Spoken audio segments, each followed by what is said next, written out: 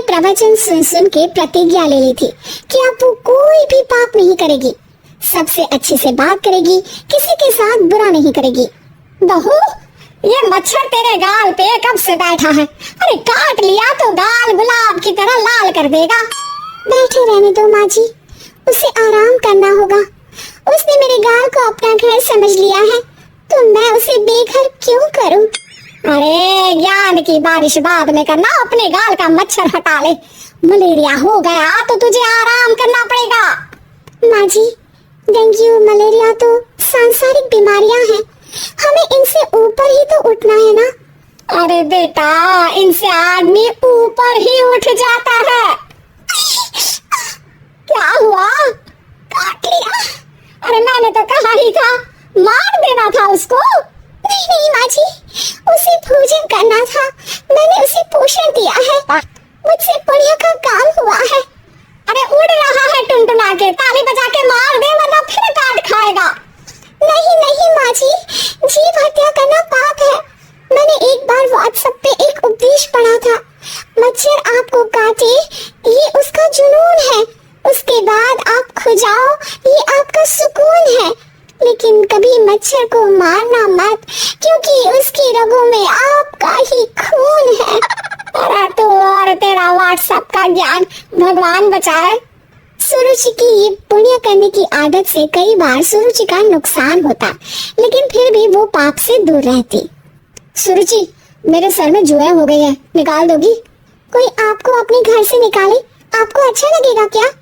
अरे लेकिन परेशान कर दिए जुएं, दिन भर सर खुजाता रहता हूँ। देखो, इसी बहाने तुम्हारे सर की चंपी हो जाती है। तुम्हें तो जुओं को थैंक यू कहना चाहिए। तभी बाहर से ससुर जी की आवाज आती है, बहू बहू। अभी आई बाबूजी। बेटा सुनो, ये देखो चाय में ना मक्खी तैर रही है, दूसरी चाय ले आओ जाओ। ला दूंगी, पर मक्खी मत हटाइएगा। अरे क्यों बेटा? मक्खी चाय का सेवन कर रही है, अच्छा थोड़ी ना लगेगा। आप बीच में अडंगा डाल देंगे तो आपको अच्छा लगेगा क्या अगर कोई आपकी चाय छीन ले? अरे बन निकालूंगा, नहीं तो मक्खी मर जाएगी बेटा। नहीं नहीं बाबूजी, आप उसे पीने दीजिए, पीकर उड़ जाएगी। लेकिन बाबूजी मक्खी के साथ ही चाय पी जाते हैं। ये क्या किया बाबूजी? अरे मक्खी सिर्फ चाय ही क्यों पिए?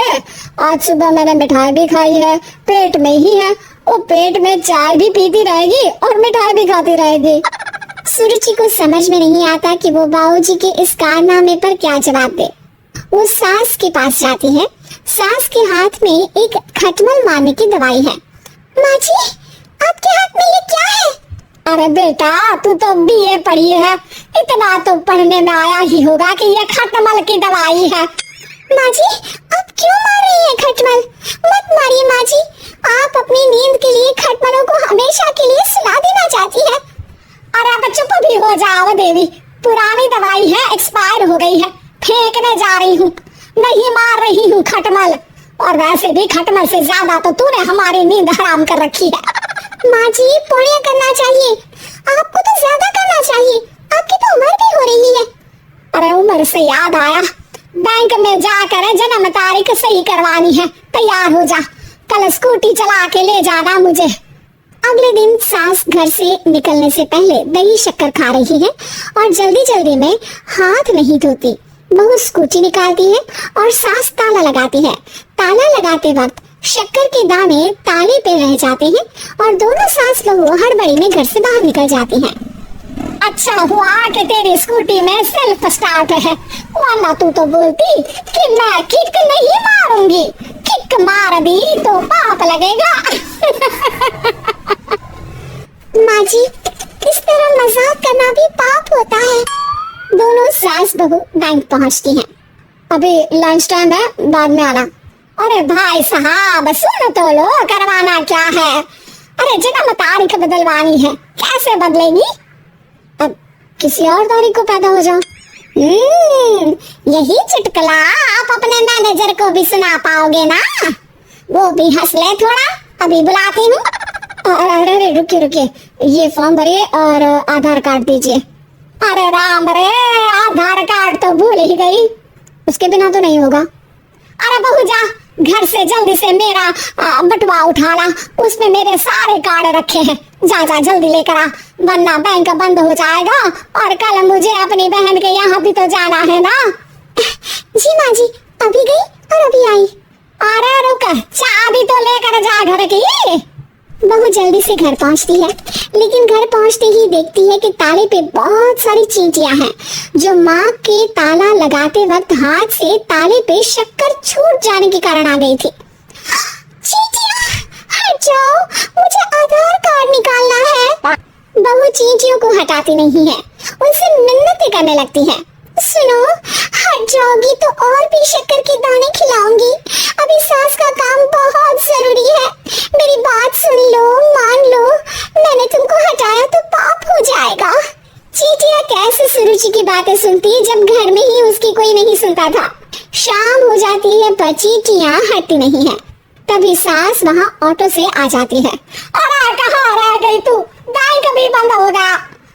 माँ जी, ताले पे चींटी।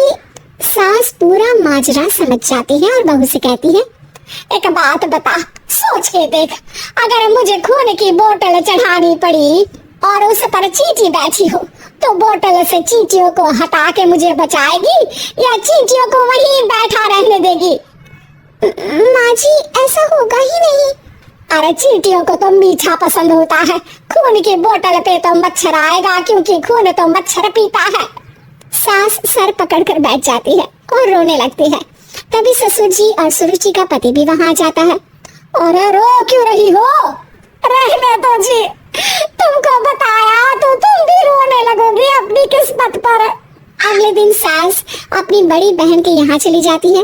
पति अपना काम कर रहा होता है और सुरुचि उसके पास जाकर कहती है, ये जुए खत्म करने की दवाई है, मैं मालिश कर देती हूँ।